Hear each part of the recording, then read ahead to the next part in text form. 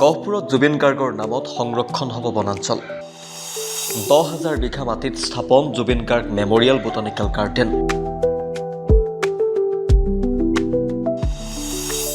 বিশ্বমানৱ বকুল গগৈৰ উদ্যোগত জুবিন গাৰ্গৰ স্মৃতি যুগমীয়া কৰাৰ প্ৰয়াস। গহপুৰত জুবিন গাৰ্গৰ স্মৃতিত 10,000 বিঘা মাটিকালিৰ আৱৰা বনাঞ্চল সংৰক্ষণ কৰাৰ ব্যৱস্থা।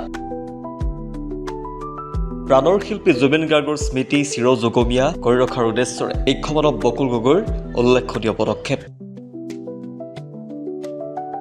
গহপুৰ সমজিলাৰ অন্তৰ্গত বৰৈ চাপৰিত 10,000 বিঘা মাটিকালিৰ আৱৰা বনাঞ্চল Zubeen Garg memorial botanical garden নামেৰে স্থাপন কৰিছে বকুল গগৈয়ে।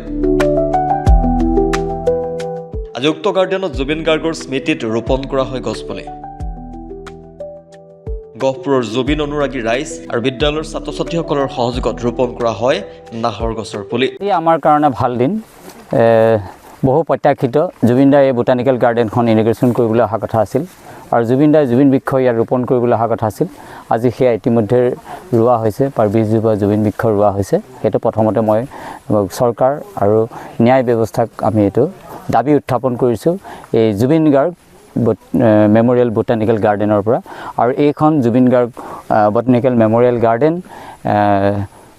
গহপুৰ মহকুমাৰ বুৰৈ চাপৰি জিয়েৰা মাটি আছিলে, ইয়াতে প্ৰায় 8-10 হাজাৰ বিঘা মাটিত এতিয়া মোৰ দেন 8,000 বিঘাত অলৰেডি ফুল প্লেণ্টেশ্যন হৈ গৈছে। এতিয়া ইয়াতে প্ৰায় এতিয়াও জোখ হোৱা নাই যদিও তথাপিতো 250-300 স্পেচিছ ইয়াতে উদ্ভিদ আছে আৰু আমি লগাই আছোঁ বিভিন্ন ধৰণৰ ফল মূল, থলুৱা ফল মূল, হাতীৰ কাৰণে বাঁহ, চৰাই চিৰিকটিৰ ফল মূল, কদম, ভেলু, ঔটেঙা, আমলখি, শিলিখা, ভোমোৰা, বিভিন্ন ধৰণৰ প্ৰজাতিৰ থলুৱা গছ ইয়াত আমি লগাই আছোঁ।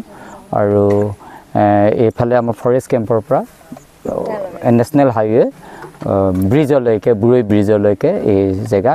আৰু মই আহ্বান জনাম আমাৰ এই জেগাত য'ত জাটকা আছে সেই জাটকা যাতে হাতীৰ কাৰণে অহা যোৱা কৰিবৰ কাৰণে সেই জাটকা খোলা ৰাখে ৰাইজে। আৰু এই ক্ষেত্ৰত আমাৰ স্থানীয় গোটেই 6-7খন গাঁৱৰ ৰাইজৰ ইয়াত আগৰ মাটি আছিল আৰু তেওঁলোকৰ সম্পূৰ্ণ কৰ্পৰেশ্যন আছে এই কামত।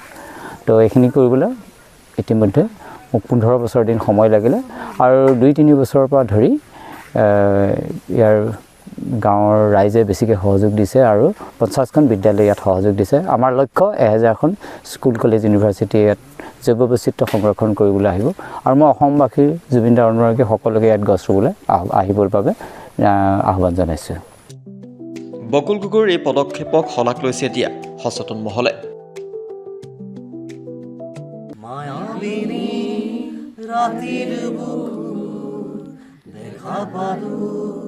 তোমার ছবি ধরা দিলা গোপনে আহি হিয়ার কোন।